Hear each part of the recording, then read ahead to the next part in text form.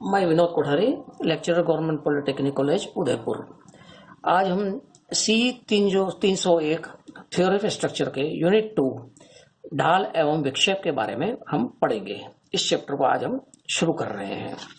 सबसे पहले तो हम कुछ इसके डिफ्लेक्शन, जब बीम में कोई भार लगता है तो धरन में विक्षेप होता है, तो उसको धरन के विक्षेप के समय क्या होता है, थोड़ा सा हम इसके बारे में जानकारी लेते हैं। तो सामान्यतः किसी भी धरन की अभिकल्पना के समय दो महत्वपूर्ण संकल्पना है, कंसेप्ट है। एक तो उसका सामर्थ्य है और दूसरा उसका कड़ापन। कि बीम की अगर कोई भी हम डिजाइन करते हैं तो दो क्राइटेरिया पर हम डिजाइन करते हैं, उसकी स्ट्रेंथ एंड उसकी स्टिफनेस। सामर्थ्य का तात्पर्य है कि धरन बंकन आघूर्ण तथा कर्तन बल का प्रतिरोध कर सके, कि जो उसकी स्ट्रेंथ होती है बीम की, वह बेंडिंग मोमेंट और शियर फोर्स को रेजिस्ट कर सके, उसके लिए हम स्ट्रेंथ क्राइटेरिया हम कंसिडर करते हैं। और स्टिफनेस का क्राइटेरिया हमारा यहाँ पर है। कड़ापन का तात्पर्य है कि धरन में इतना कड़ापन होना चाहिए कि धरन का विक्षेप दी गई सीमा के अंदर होना चाहिए। कि चूंकि हम ये जानते हैं कि बीम के ऊपर जब हॉरिजॉन्टल बीम होती है तो उसके ऊपर कोई जब लोड लगता है तो वो बेंड होती है, तो उस बैंड में हम जो उसको हम विक्षेप कहते हैं, उसका डिफ्लेक्शन कहते हैं हम, तो वो उसकी उस लिमिट के अंदर होना चाहिए कि वो फेल ना हो। तो ये इन दो कंसेप्ट के ऊपर है। तो हमारा यहाँ पर जो थ्योरी ऑफ स्ट्रक्चर सब्जेक्ट में हम इस कड़ापन को ध्यान में रखते हुए हम उसके बीम को धरन के स्लोप एंड डिफ्लेक्शन के बारे में हम अध्ययन करेंगे। तो सब slope and deflection unit second है ये। जब धरन पर बाह्य बल या भार लगाए जाते हैं तो धरन बंकित होकर अपने प्रारंभिक अक्ष से नीचे झूल जाती है। धरन के किसी खंड पर धरन के प्रारंभिक अक्ष व बंकित अक्ष के बीच ऊर्ध्वाधर दूरी को हम डिफ्लेक्शन कहते हैं।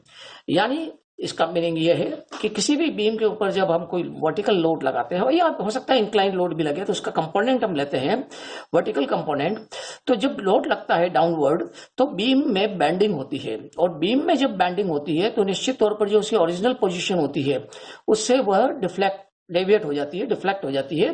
तो कितना उसका जो ओरिजिनल पॉइंट है, किसी भी पॉइंट के ऊपर उसकी लंबाई के किसी भी बिंदु को हम लें कि उसका प्रारंभिक अक्ष पर वो बिंदु कहाँ था, और फिर उसके बाद बंकित अक्ष जो कि हमारी कर्वेचर लिए हुए होता है, तो उस कर्वेचर का उस पॉइंट पे जो वर्टिकल डिस्टेंस है उन दोनों के बीच का, तो वह उसको हम डिफ्लेक्शन कहते हैं। ढाल बंकित अक्ष के किसी बिंदु पर स्पर्शज्या खींचा जाए, वो प्रारंभिक अक्ष के साथ बनाया गया कोण का टेंजेंट कहलाता है। अब ढाल को यहाँ पर हम डिफाइन करते हैं कि जब यदि मान लो कोई भी, जैसे अगर मान लो कर्व्ड जो हमारी शेप है आफ्टर लोडिंग डिफ्लेक्टेड शेप, उसके ऊपर किसी भी बिंदु पर कर्व पर है, तो किसी भी बिंदु पर यदि हम टेंजेंट ड्रॉ करेंगे तो वो हॉरिजॉन्टल एक्सिस जो उसकी ओरिजिनल एक्सिस है उस पर वो कुछ कोण बनाएगी। तो उसका कोण का टेंजेंट जो होता है टेन थीटा, यानी अगर एंगल थीटा है तो उसका टेन थीटा जो होगा वह हम उसको ढाल कहते हैं। अब इसको आगे हम इसको दूसरे तरीके से भी हम इसको रिप्रेजेंट करते हैं, वो हम जब प्रॉब्लम करेंगे इसको तब उसको और आगे अच्छी तरह से डिफाइन करेंगे। अब विक्षेप को y से दर्शाते हैं हम, तथा ढाल को हम dy बाई dx से व्यक्त करते हैं। और इसको ढाल को हम I से भी, कई बुक्स में I से भी इसको डिनोट किया गया है कि ढाल को हम I से भी दर्शा सकते हैं। और dy बाई dx तो हमारा जब हम डेरिवेशन करते हैं तो dy बाई dx की वैल्यू उसमें आती है, तो इस कारण से हम इसको dy बाई dx हम कहते हैं। अब किसी भी धरन में, चाहे वो सिंपली सपोर्टेड बीम हो या कैंटिलीवर बीम हो, उसमें किसी भी प्रकार की लोडिंग हो, पॉइंट लोड हो या यूडीएल हो, तो उसमें ढाल और विक्षेप ज्ञात करने की कुछ विधियां हैं। तो यहाँ पर ये विधियां बताई हुई हैं कि किसी बिंदु पर ढाल एवं विक्षेप ज्ञात करने की विधियां हैं द्विसमाकलन विधि, मैकॉले विधि और क्षेत्र आघूर्ण विधि। ये तीन विधियां, बाकी अन्य विधियां भी हैं, लेकिन उन अन्य विधियों को हमारे सब्जेक्ट के स्कोप के अनुसार वो नहीं है, तो इन तीन विधियों का ही हमको यहाँ पर अध्ययन करना है। तो सबसे पहले ये हम द्विसमाकलन विधि लेंगे।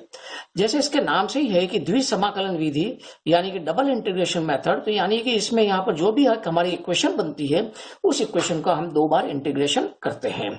तो अब सबसे पहले उसका किस प्रकार से शुरुआत करते हैं, तो द्विसमाकलन विधि को यहाँ पर हम समझेंगे। तो सबसे पहले कि प्रास धरन के मुक्त सिरे पर, सबसे पहले इसमें भी हम ये है कि हम ले रहे हैं सबसे सिंपल प्रॉब्लम कि एक कैंटिलीवर बीम है जिसका स्पान L है और उसके ऊपर एक फ्री एंड पर W पॉइंट लोड लग रहा है। और तो हम यहाँ पर बीम के फ्री एंड से x डिस्टेंस की दूरी पर सेक्शन हम लेंगे और इस सेक्शन के ऊपर हम बेंडिंग मोमेंट लेंगे और इसकी बेंडिंग मोमेंट की इक्वेशन बनाएंगे हम इस बीम के लिए। तो यहाँ पर ये एक्सप्लेन कर रखा है, प्रास धरण के मुक्त सिरे पर W बिंदु भार लग रहा है, तो धरण के मुक्त सिरे से x दूरी पर सेक्शन xx लेते हैं तथा आघूर्ण लेते हैं, मोमेंट लेते हैं हम x पर। तो m is equal to W into x. अब चूंकि ये हमारा आघूर्ण हम क्लॉकवाइज हम कंसिडर कर रहे हैं तो इसलिए इसको हमने पॉजिटिव ले लिया। साइन कन्वेंशन हम हमारे हिसाब से मान सकते हैं, सैगिंग होगिंग का भी साइन कन्वेंशन में हम कंसिडर कर सकते हैं या क्लॉकवाइज एंटी क्लॉकवाइज हम कर सकते हैं, लेकिन हम इस चैप्टर में यहाँ पर हम क्लॉकवाइज को हम पॉजिटिव लेंगे और एंटी क्लॉकवाइज को हम नेगेटिव लेंगे। तो एम बेंडिंग मोमेंट की इक्वेशन हो गई हमारी सेक्शन के ऊपर W इंटू एक्स। अब आघूर्ण को EI d2 y by dx square के बराबर रखने पर EI d2 y by dx square उसका पूरा बेंडिंग का हमारा एक इक्वेशन होती है, उसको सॉल्व करने पर ये तो डेरिवेशन हमारे स्कोप से बाहर है, इसलिए यहाँ पर इसको एक्सप्लेन करने की आवश्यकता नहीं है। तो यहाँ पर EI d2 y by dx square को हम बेंडिंग मोमेंट के बराबर कर देंगे और बेंडिंग मोमेंट की जो हमने वैल्यू निकाली है उसको हम रख देंगे WX। अब नाउ जब हमारी इक्वेशन हो गई है EI d2 y by dx square is equal to WX।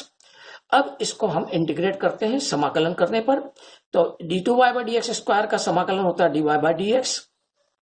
x का समाकलन, क्योंकि x हमारा वेरिएबल है, w इज कांस्टेंट, तो w कांस्टेंट को हम एज इट इज रखेंगे। वेरिएबल का हम इंटीग्रेशन करेंगे तो x का वेरिएबल इंटीग्रेशन होता है x स्क्वायर बाय 2, और चूंकि हम इसका इंटीग्रेशन कर रहे हैं तो इसमें एक इंटीग्रेशन कांस्टेंट हम इसमें ऐड करते हैं, तो वो इंटीग्रेशन कांस्टेंट इज c1। अब नाउ फर्दर इसको इंटीग्रेट करने पर, पुनः समाकलन करने पर dy बाई dx का समाकलन हो जाएगा y, एक्स स्क्वायर का हो जाएगा एक्स क्यूब बाई 3, तो यहाँ पर w बाई 2 ये कांस्टेंट हो गया, और एक्स के स्क्वायर का एक्स क्यूब बाई 3, यहाँ पर c1 है कांस्टेंट है, तो c1 के इसका समाकलन होगा c1x, और एक और कांस्टेंट हम इसमें अप्लाई कर देंगे, लगा देंगे, जिसको c2 कहते हैं। तो यहाँ पर ये c1 और c2 दोनों समाकलन स्थिरांक कहलाते हैं। अब चूंकि आबद्ध सिरे पर ढाल एवं विक्षेप शून्य होता है, अब कुछ हम कंसेप्ट हमको लेकर चलना पड़ेगा, क्योंकि जब ये बीम बैंड होती है तो इस आबद्ध सिरे से कुछ दूरी तक ये हॉरिजॉन्टल रहती है, फिर उसके बाद ये बैंड होगी, जिस तरह से मैं पेन से दर्शा रहा हूं कि ये इस तरीके से बैंड होगी। तो क्योंकि यहाँ पर फ्री एंड पर लोड लग रहा है, तो यहाँ पर फिक्स्ड एंड पर कुछ मतलब ये बहुत ही माइन्यूट होता है, इसका डिस्टेंस हमको कैलकुलेट करने की जरूरत है। हम ये मान के चलते हैं कि as good as this fixed end, तो यहाँ पर इस जगह पर ये कुछ दूरी तक ये इसमें बैंड नहीं होता है किसी भी प्रकार का बीम में, और उसके बाद ये इस तरीके से बैंड होती है। तो चूंकि यहाँ पर अब ना तो विक्षेप हो रहा है, और जब विक्षेप नहीं हो रहा तो ढाल भी यहाँ पर थीटा जो है 0 डिग्री है, तो यहाँ पर उसमें ढाल की वैल्यू भी हमारी 0 होती है फिक्स्ड एंड पर। तो उस आधार पर हम इस कंडीशन के ऊपर हम C1 C2 की वैल्यूज हम निकालते हैं।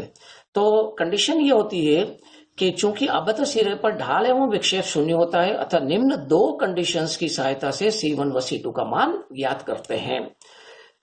पहला कि यदि x इजिकल टू एल लेते हैं, हम ये सेक्शन का हम x यहां से बढ़ते बढ़ते बढ़ते यहां तक आ जाते हैं, तो x इजिकल टू एल हो जाता है, तो यहाँ पर dy by dx is equal to 0, यानी जब पहले मैंने कहा है कि dy by dx is equal to slope हम कहते हैं, तो ढाल कहते हैं, तो dy बाई dx यहाँ पर चूंकि x is equal to L put करने पर यहाँ पर ढाल शून्य हो जाता है, ढाल शून्य, और x इजिकल टू एल पर ही डिफ्लेक्शन भी शून्य हो जाता है, यानी y इजिकल टू 0 हो जाता है।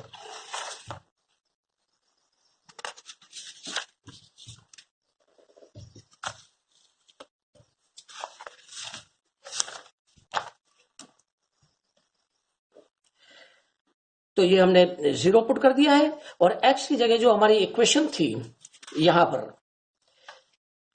dy by dx wx square by 2 plus c1, तो यहां पर हमने x की जगह हम l लिख देंगे, तो इक्वेशन हो जाएगी ei dy by dx wl square by 2 plus c1, यही यहां लिखा हुआ है। इससे c1 की वैल्यू आ गई है माइनस wl स्क्वायर बाय 2। अब इससे हमारी C1 की वैल्यू निकल गई है। अब इसी तरीके से हम सेकंड जो हमने द्विघात समाकलन किया था, EIY is equal to WY2x³/3 plus C1x plus C2, इस इक्वेशन में हम x is equal to L लिख देंगे और C1 की जो वैल्यू हम इस इक्वेशन से निकाल चुके हैं वो वैल्यू हम यहाँ पर C1 की जगह हम रख देंगे। तो इस प्रकार से रखने पर ये चूंकि लेफ्ट हैंड साइड में y 0 हो गया तो EIY इज इक्वल टू 0 हो गया है और W/6 L³ माइनस WL²/2 ये हमने C1 की वैल्यू लिख दी है और x की जगह L लिख दिया प्लस C2। इसको जब हम सॉल्व करेंगे तो हमारे पास आ जाएगा WL³/3। अब C1 C2 का मान जो हमने ये समाकलन किए थे, दो इक्वेशंस हमारी बनी थी, इन इक्वेशंस में हम C1 और C2 की वैल्यू हम इसमें रख देंगे। तो फाइनल जो हमारी इक्वेशन हो गई है EI dy/dx is equal to WX²/2 minus WL²/2। C1 is minus WL²/2. This is known as slope equation. और EIY is equal to WX³/6 minus WL²/2 into x plus WL³/3. That is deflection equation. यानी ये हमारी ढाल समीकरण हो गया, ये हमारा विक्षेप समीकरण हो गया। अब समीकरण में x का मान रखकर उस बिंदु पर ढाल एवं विक्षेप ज्ञात किया जा सकता है। अब यहां पर इस x में अब किसी भी बिंदु पर यदि हमको निकालना है कि इस बिंदु पर हमारा ढाल कितना होगा, स्लोप कितना होगा, तो वह x की वैल्यू हम निकालेंगे। अब चूंकि हमने सेक्शन जब हम माना है तब उसमें x हमने फ्री एंड से कंसीडर किया है, तो फ्री एंड से ही हम x की डिस्टेंस हम निकालेंगे और इन दोनों इक्वेशंस में हम रख देंगे और इस प्रकार से हम किसी भी बिंदु पर हम स्लोप और डिफ्लेक्शन ज्ञात कर सकते हैं। अब इसमें एक प्रश्न और आता है कि जैसे इस प्रकार से मैंने बताया आपको कि यहां पर इस लोड के कारण से बीम इस तरीके से बेंड होगी, तो अब इसमें यह भी होता है कि सबसे अधिकतम ढाल किस बिंदु पर होगा और अधिकतम विक्षेप किस बिंदु पर होगा।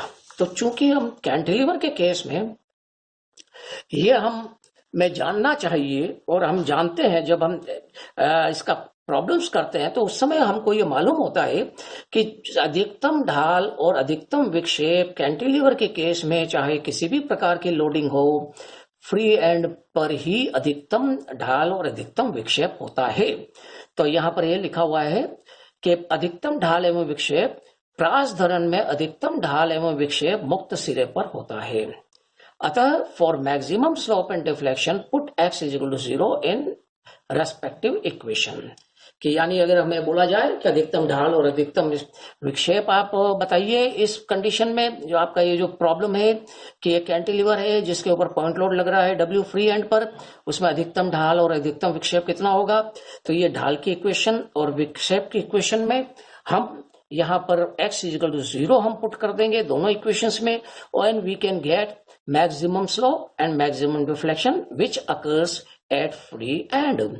तो यहाँ पर हम for maximum slope and deflection put x is equal to 0 in respective equation. EI dy/dx maximum हम निकाल रहे थे, यहाँ पर मैंने मैक्सिमम लिख दिया है। x यहाँ पर 0 रखेंगे हम तो ये वैल्यू 0 हो गई और WL²/2। तो dy/dx maximum is equal to dy/dx कहां पर, B बिंदु पर, यानी फ्री एंड पर जिसको हमने B माना है, तो दैट इज WL²/2EI।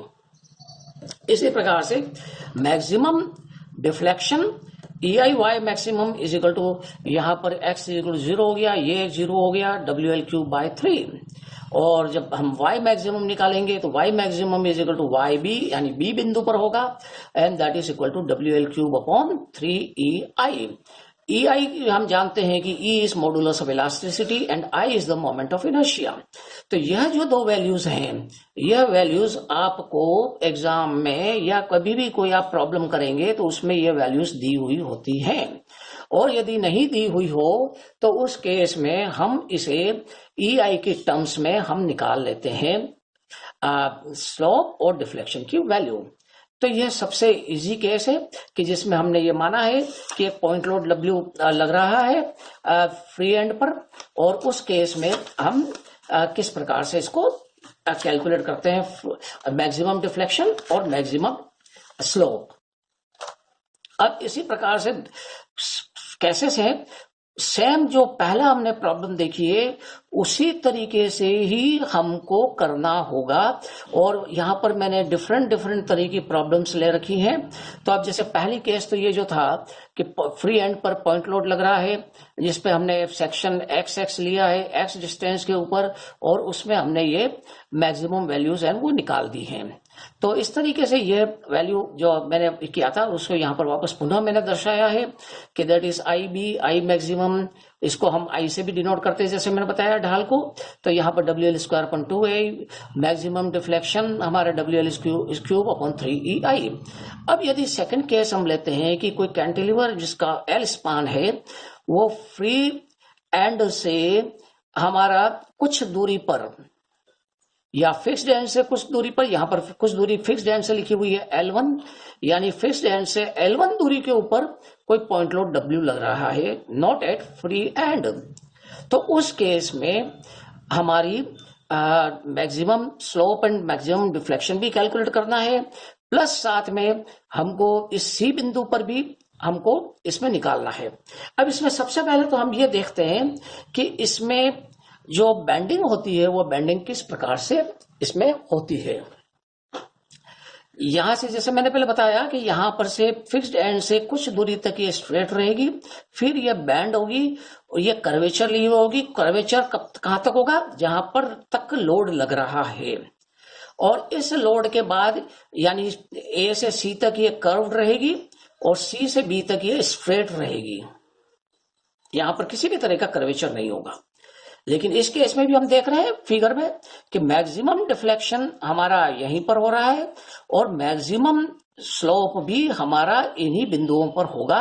अब चूंकि यह स्ट्रेट है सी से लेकर बी तक, तो यहां पर यह है कि जो ढाल बिंदु सी पर होगा वही ढाल बिंदु बी पर भी होगा, क्योंकि इसमें यह स्ट्रेट लाइन शो कर रही है। तो इसमें क्या हो गया, जो बातें ध्यान में रखनी है कि पहले तो प्रॉब्लम क्या है कि प्रॉब्लम है कि कैंटिलीवर एल स्पान का है जिस पर एक पॉइंट लोड लग रहा है L1 डिस्टेंस के ऊपर, फिक्स्ड एंड से L1 डिस्टेंस के ऊपर लग रहा है। तो उस केस में ढाल की जो बेंडिंग होती है ए से लेकर सी तक हमारी ये कर्व्ड होती है और सी से बी तक ये स्ट्रेट होती है।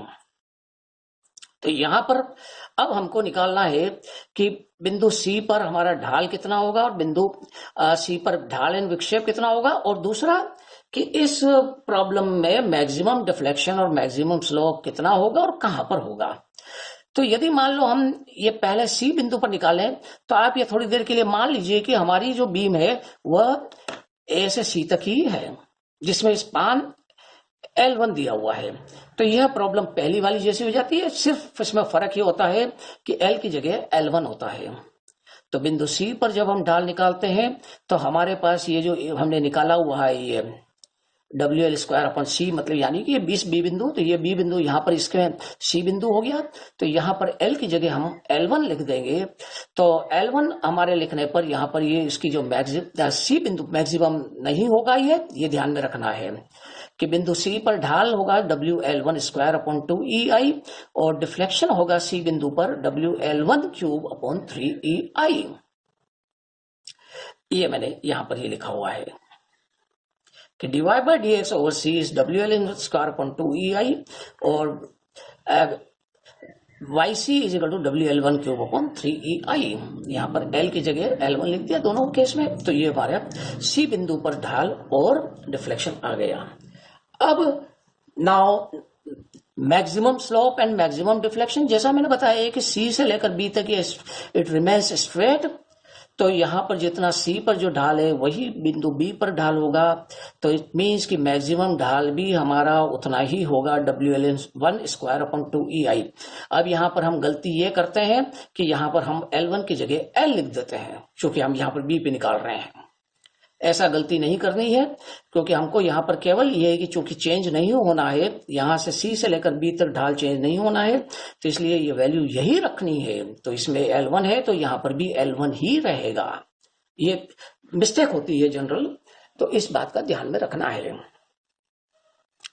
अब बी बिंदु पर हमारा डिफ्लेक्शन अधिकतम होगा। तो सबसे पहले सी पर तो हम निकाल चुके, तो यहाँ पर सी से निकाल के हमने एक पैरेलल लाइन ड्रॉ कर दी, यानी कि अगर इस पॉइंट को हम मार्क करें बी डैश, तो बी बी डैश बराबर वाई सी, और हमको ये निकालना है इस ट्राइंगल में। तो इस ट्राइंगल में चूंकि ये हमारा थीटा एंगल है, तो उसको हम जब सॉल्व करते हैं तो हमारा वाई बी के ऊपर हमारा आ जाता है WL1³ प्लस WL2² तो इस तरीके से हम यहाँ पर निकालते हैं। अब इसको मैं थोड़ा सा और, अगर मान लो आपके समझ में नहीं आया है तो मैं उसको समझा सकता हूँ कि ये हमारा थीटा एंगल है, ये हमको लेंथ हमको मालूम है, और हमको यदि ये वाली चीज निकालनी है, सपोज इसको मैं बी डैश कह देता हूँ और इसको बी डबल डैश कह देता हूँ, तो B double dash is equal to tan theta is equal to होता है परपेंडिकुलर डिवाइडेड बाय बेस। तो परपेंडिकुलर निकालना है तो हम परपेंडिकुलर इज इक्वल टू हो जाएगा tan थीटा इंटू बेस, तो बेस हो गया हमारा CB, और tan थीटा है हमारा यहाँ एक्चुअली dy/dx ओवर c। तो dy/dx ओवर c, तो हम यहाँ पर ये WL1² इंटू CB हमारा हो गया L-L1। तो यही चीज लिख दी WL1² इंटू L-L1, और इसमें ये हमने BB डैश हमने जोड़ दिया जो कि इक्वल टू YC, तो WL1³ इस तरीके से ये हमारा मैक्सिमम स्लोप और मैक्सिमम डिफ्लेक्शन हम निकालते हैं। तो अब कल हम इसमें UDL और दूसरे केसेस हम पढ़ेंगे। Thank you.